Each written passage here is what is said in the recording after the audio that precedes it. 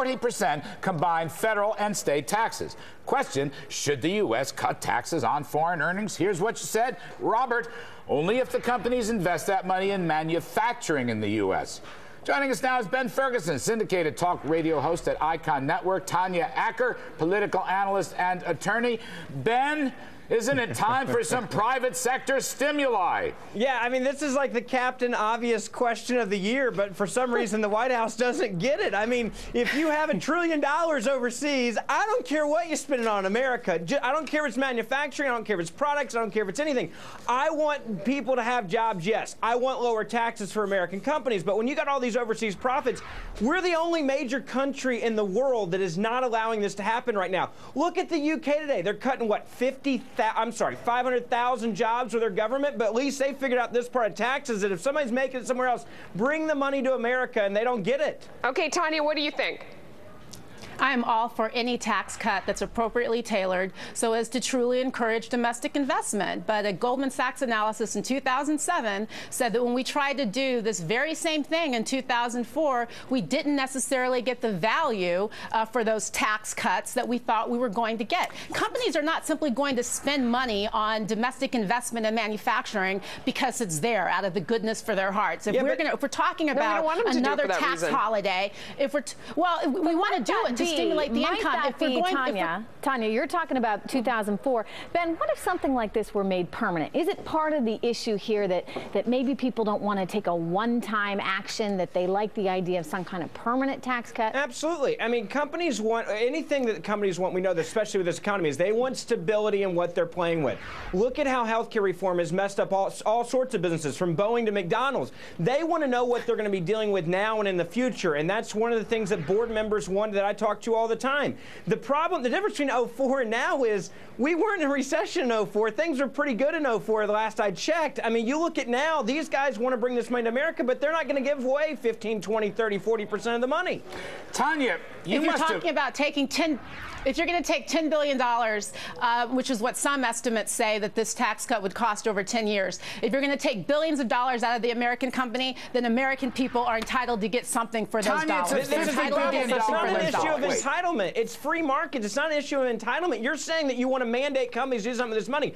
I would rather have them have access to this money, period, with no limitations on what you have to do with it. That's the problem with this administration. They say to business, we want to help you if you do this, this, this, this, and this, and it's not working. Okay, let Tanya get back in. Go ahead. There's no question that we have a fundamental difference about how we look at tax dollars. I actually do think that tax policy is something that should consider the welfare of all American people, not simply corporate shareholders. Those shareholders and those corporations get lots of benefits from the American people. They get lots of benefits from the American taxpayers. Excuse me, one second. So to the extent that they're getting all of these benefits from us, I simply say that if they're going to get more benefits, if we're going to cut those taxes even more, than the American people, than consumers, we should get something for those dollars. You're suggesting that hold on one second. The core fundamental difference between what you're saying and what I'm saying is this. You want to pick the playbook for these companies, and by doing that, guess what's going to happen? They're going to keep their money overseas. What I said, you have to let them play with their own cash. It's not yours. It's not the Obama administration's money. Wait a second. They can play with their own cash. If they're talking about cutting their taxes, hang on a second. But if we're talking about cutting their taxes, they're right now looking at a 35% tax rate.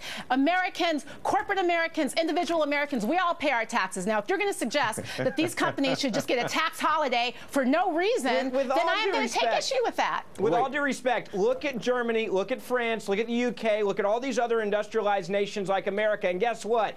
They don't have a 35% tax rate on this money like we do. We are losing in the global economy, which all of these companies, all their shareholders, and all their board members understand and are using it to their advantage. That's the reason why there's $1 trillion out there not coming in America because of what you just talked about.